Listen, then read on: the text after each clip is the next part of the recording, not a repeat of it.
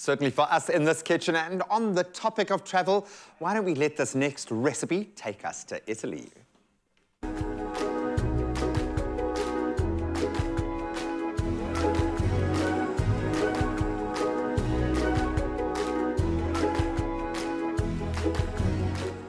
Made with love by Clover.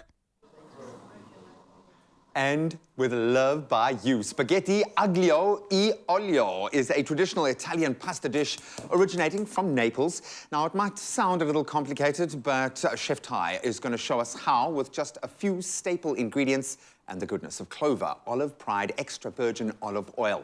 It's an easy-to-make dish that the whole family is going to love.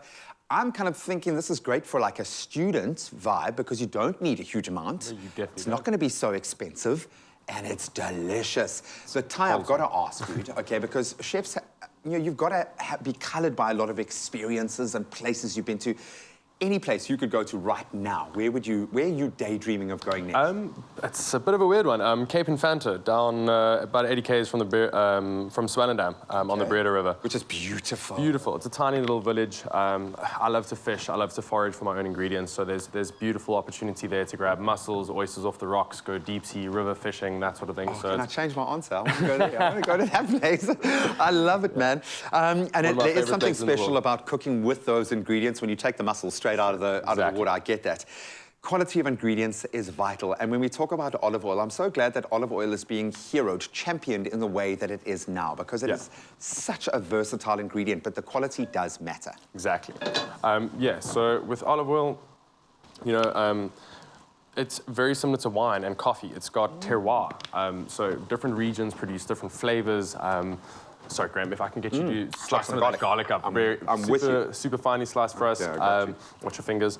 And then we're going to get that into the pan. But yeah, good olive oil, like wine I said, has terroir. So, depending on the regions you go to, depending on the places you go to, everybody makes their own olive oils. I find our local olive oils stand up to really good Italian, good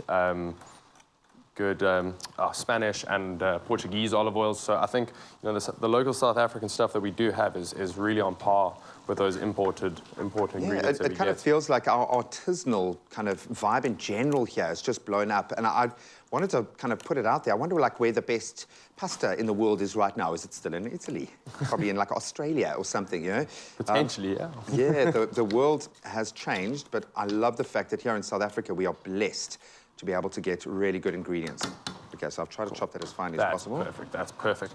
Cool, so for the aglio olio, it's very, very simple. We're gonna go into a medium heated pan with our garlic.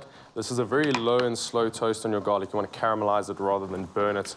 And if you don't cook it enough, you're not gonna get the full flavor out of the oil. And if you overcook it, it's going to get quite bitter. It's going to be burnt because garlic has quite a high sugar content, which I think we often forget. And you want to put it in first to get the flavor, but just gently, because you want to treat these ingredients with care, especially when it comes to the oil. And Clover Olive Pride, it is a brilliant base to work from, enriched with vitamins E, A, D, and K, no preservatives, cholesterol-free, and certified by the Heart and Stroke Foundation of South Africa. But of course, it's also delicious, and it releases a delicate olive flavor, so it's not too herbaceous or kind of overpowering. Exactly. They've got the balance perfectly right there. I probably could have gone a bit finer with my garlic, but we get it, I understand what you mean about the oil needing to be the vehicle for the flavor.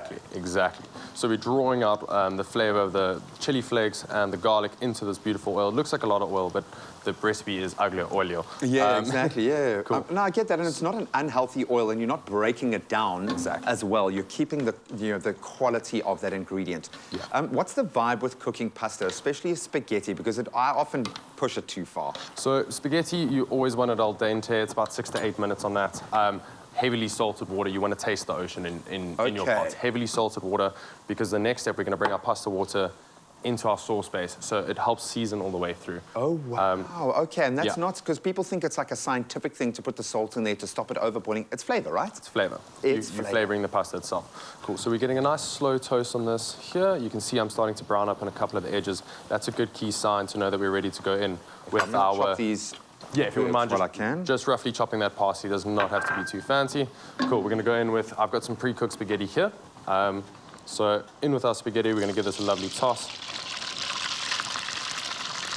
And then So you actually kind of cook it in that oil to really seal the just deal. to seal it up. And that's also why you don't want to overcook your pasta on this side, because it is still going to get a little bit of heat through it on this side. There's going to be a bit of a Splash of pasta water to help bring that, that sauce together. I feel like we've gone really fancy with like the simplest student meal that you can actually make. Exactly. It's all how you sell it, okay? It's all how you sell it.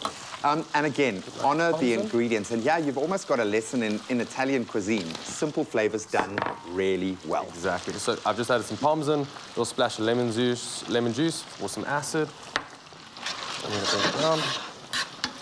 And then if you can pass us that parsley there. There it is, a bit of the fresh element. Lovely. And we're just going to toss that right through.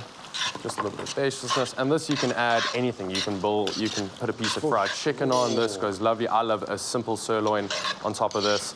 Yes. Marries everything together. And that is all she wrote. Absolutely beautiful. You could add some fresh fish straight out the Breda. You just don't know. I absolutely love that. This is a really simple way to honor the ingredients. And with Olive Pride, you really want to make sure you let it sing. And if you missed any of the steps, don't worry. We've got you covered. Here's a little blow by blow. That looks beautiful.